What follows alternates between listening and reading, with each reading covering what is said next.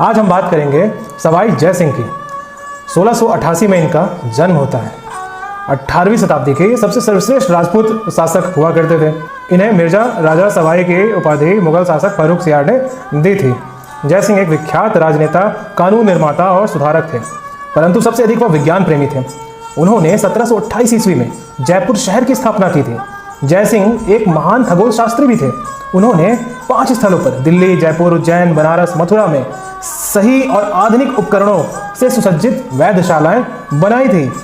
उन्होंने सारणियों का एक सेट तैयार किया जिससे लोगों को खगोल शास्त्र संबंधित पर्यवेक्षण करने में सहायता मिले। उपकरण सेट का नाम था जिद मोहम्मद शाही। उन्होंने यूक्लिड के रेखागणित के तत्व का संस्कृत में अनुवाद किया। उन्होंने त्रिकोणमिति की रचना, बहुत सारी कृतियों और लघु गणकों को बनाने और उनके प्रयोग संबंधी नेपियर का रचना का अनुवाद भी संस्कृत में किया था। इनकी मृत्यु 1747 ईस्वी में हुई।